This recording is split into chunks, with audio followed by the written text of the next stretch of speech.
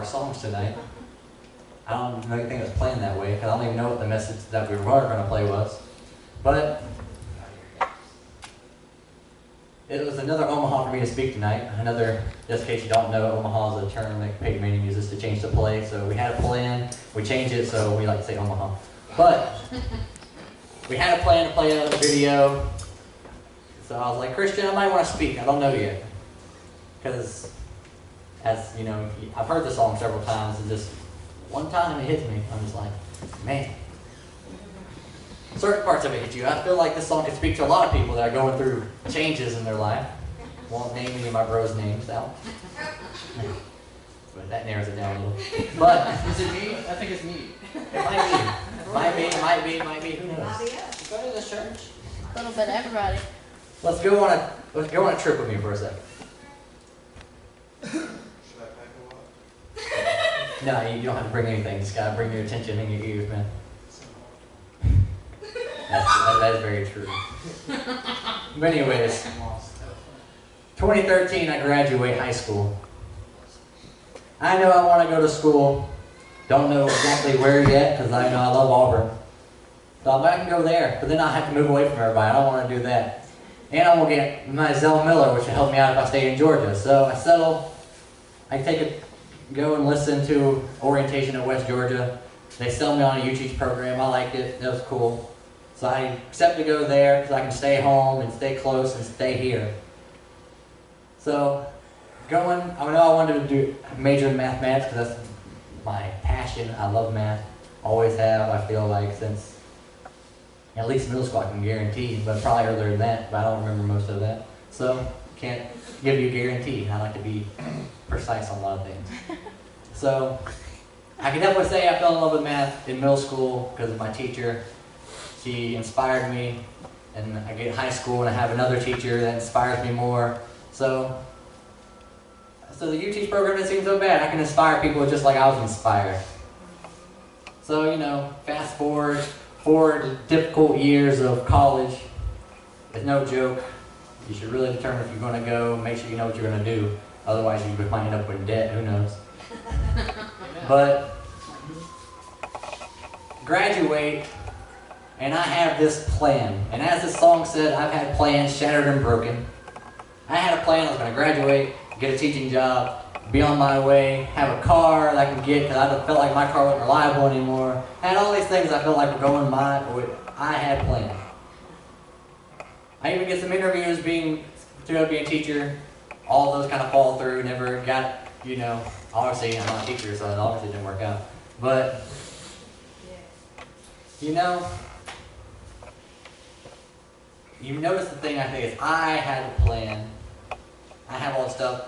I'm not saying I'm not going to be a teacher. I just don't feel like I'm meant to do it right now.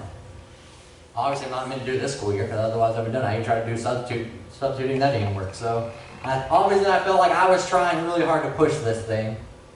And it didn't work at the time. Haven't decided if I'm going to try again this upcoming school year, because I don't know if I'm ready to be in it. Sure, I felt like I can impact young people all day. That's not the issue. It's the fact that if I'm going to meet the criteria of teaching them the subjects. Because I love math, and I can do the math, and I can teach some of the math. There's subjects I know I don't like, and I feel like I will fail them until I gain more on helping on things I'm not used to.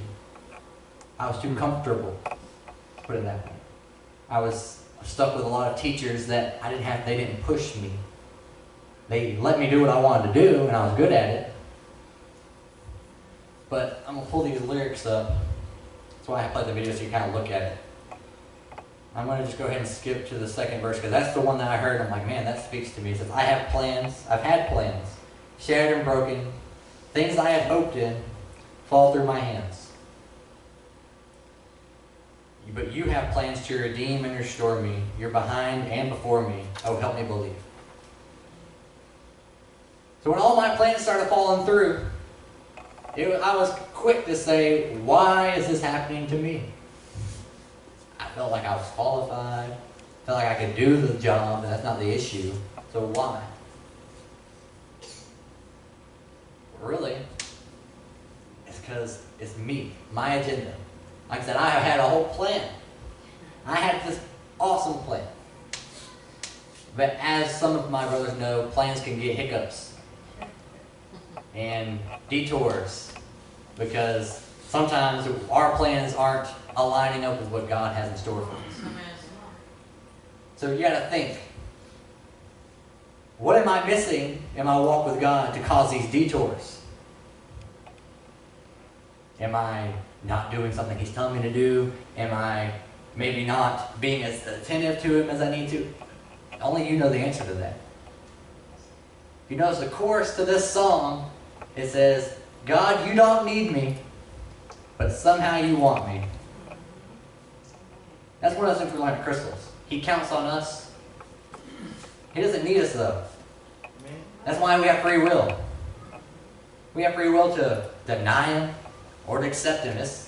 You get to choose. He knows what you're going to do.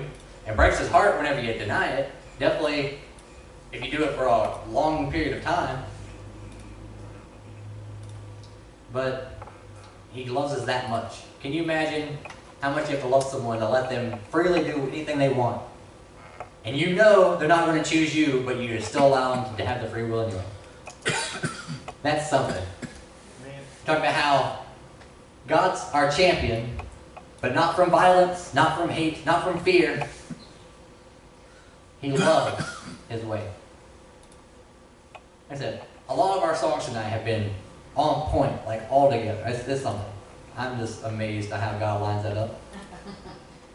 We're like, oh yeah, we're picking these songs because we're awesome and it feels like they're going to go good together. And obviously, that's not the case because we still changed it a little and God had a plan otherwise. Because I don't even know if any of these songs are with the video. I don't know. Christian's like, I'm pretty sure he's the only one that knows what the video is like because he's the one that chose it. But have some scriptures. But first, going to go off of Jeremiah 29:11 because Matt brought that up. And you got to think these guys were told, sure, God has all these plans for them, but they were stuck with 70 years of being captives first. They had to wait through that. And then they were told, yeah, I have plans for you though. It's okay. Once you get through those 70 years, I'm pretty sure I get that right, I'm going off my head.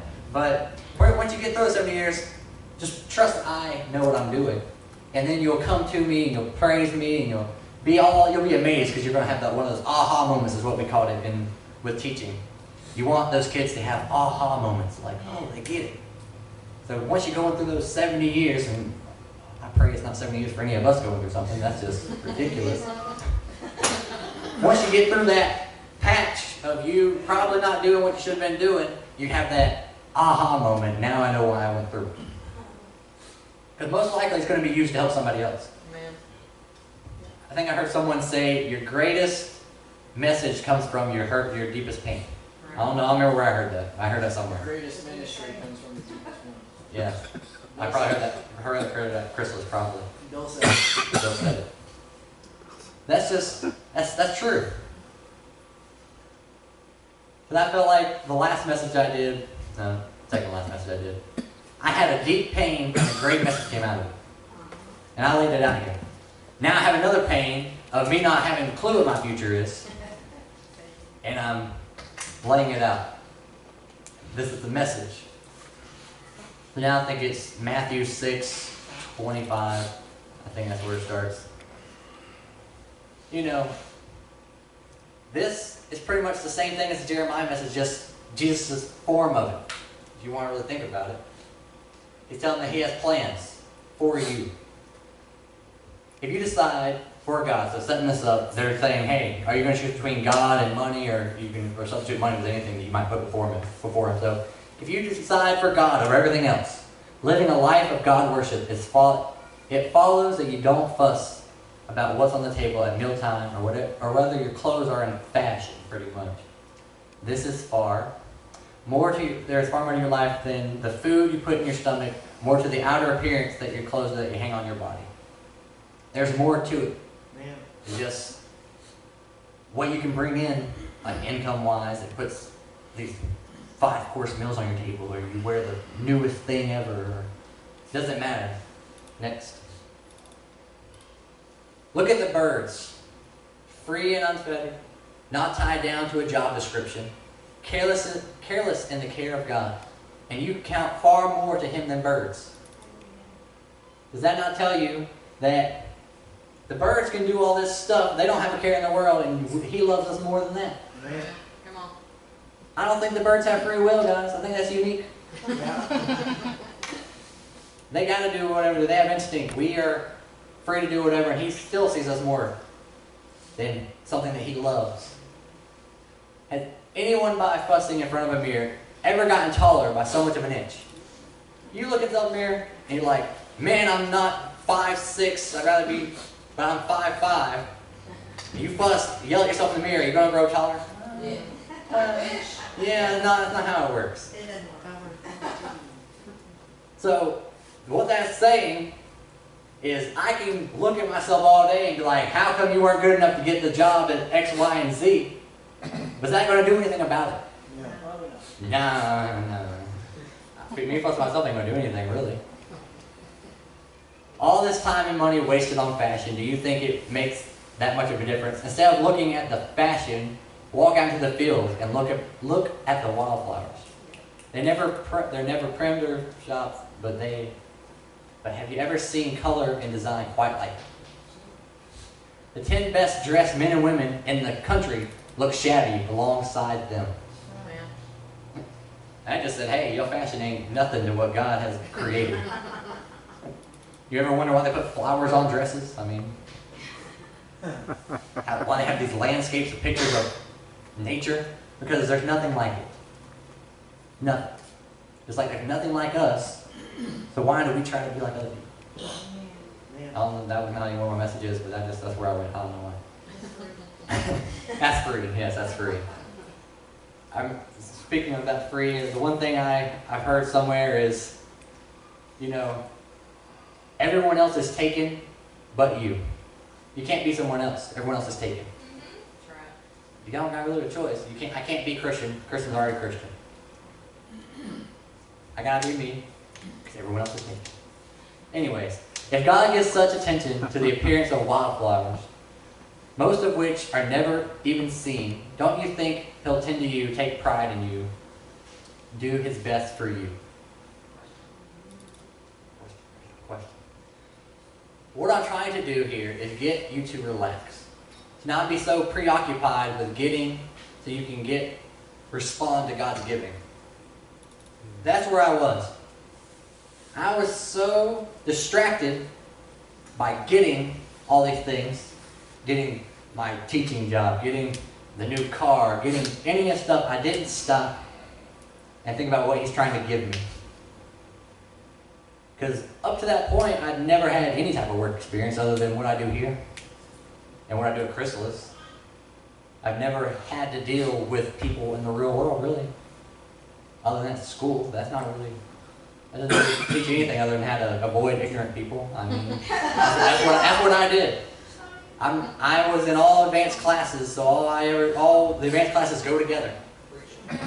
We don't go to the regular classes because that's not how it works. So it really feels like definitely in middle school where you literally were the same people all day, every day. You just didn't meet anybody else. Unless you were in gym or band or something. That's the only time the elective classes whenever you actually met somebody new. That's how it was for me. So now, with working at GameStop, I'm having to step outside my comfort zone a lot, because I don't like talking to people I don't really know. I don't even answer the phone whenever I don't know the number. I mean, that's just how I am. So if go into the store, don't know anybody, and they walk to the door, and I gotta go and talk to them because that's my job. And if I don't do my job, I'm probably gonna get fired. That's how that works. But I'm having to do something that I've never done. So, people who don't know God and the way He works fuss over these things, but you know both God and how He works. We've been at this church a long time. We've heard the messages a long time. We've known God a long time. So ignorance doesn't cut it.